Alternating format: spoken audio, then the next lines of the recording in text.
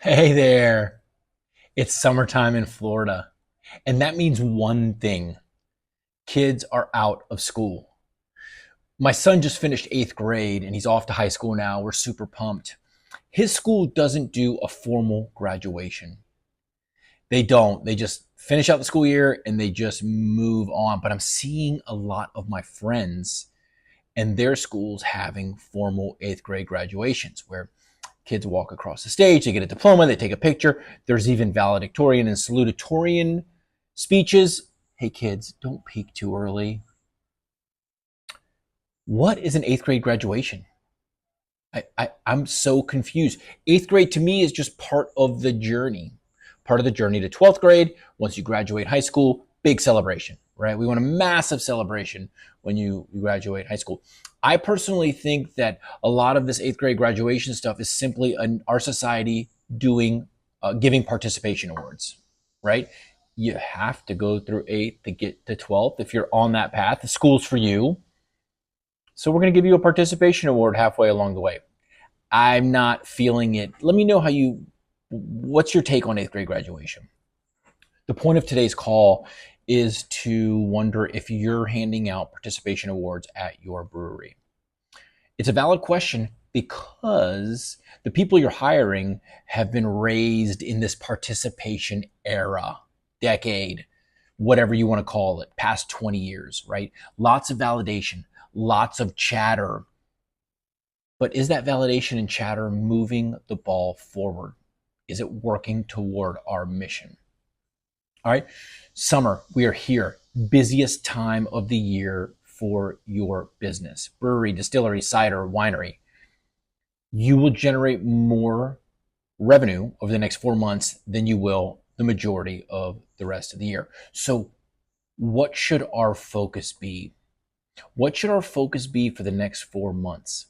One word: sales. Our focus for the business should be sales. Now, this is going to be a bit of a mindset shift for some of your team members, right? They're used to just coming in, clocking in, doing the deal, and then moving on. But you talking about it enough is going to get it planted in their mind and it's going to begin to resonate. Talking, however, is not enough. We need to go a step further and we need to invest in our taproom team to generate more sales and certainly in our wholesale team to generate more sales. Now, when I look at investing, I'm talking about formal sales training. I'm talking about consistent meetings. I'm talking about things where this topic stays top of mind. So the mindset shift begins to happen, right?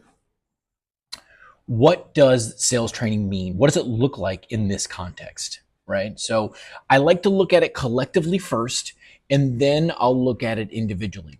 So collectively, I like to have a weekly meeting, or I suggest to have a weekly meeting where we're getting together and we're just talking about the wins and the challenges from last week.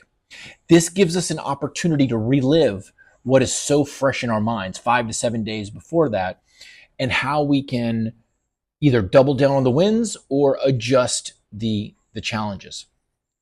For both teams, when we're getting together, I like incentives. I like games. I like contests, right? To help increase the sales or a sales focus for that week.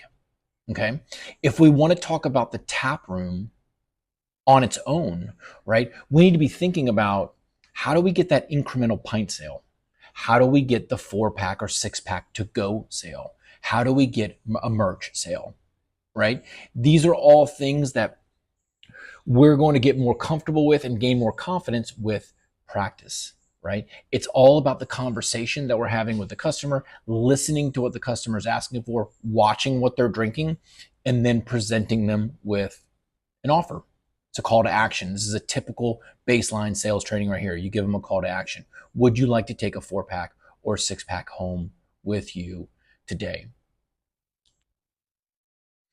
On the wholesale side, we got a few more challenges there, right? We have a few more challenges with wholesale.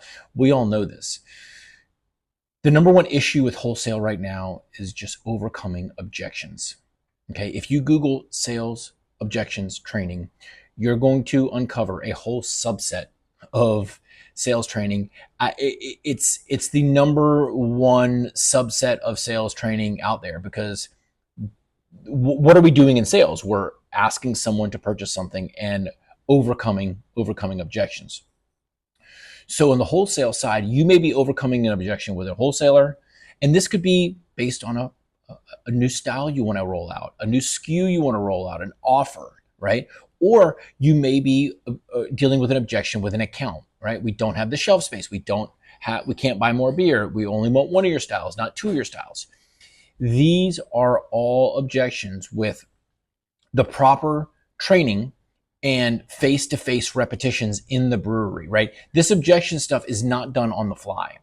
This objection stuff is done sitting down, face-to-face, role-playing, and doing it over and over again. So when the rep gets out in the field and they come up with this objection, or they're faced with this objection, they are able to then knock it out of the park.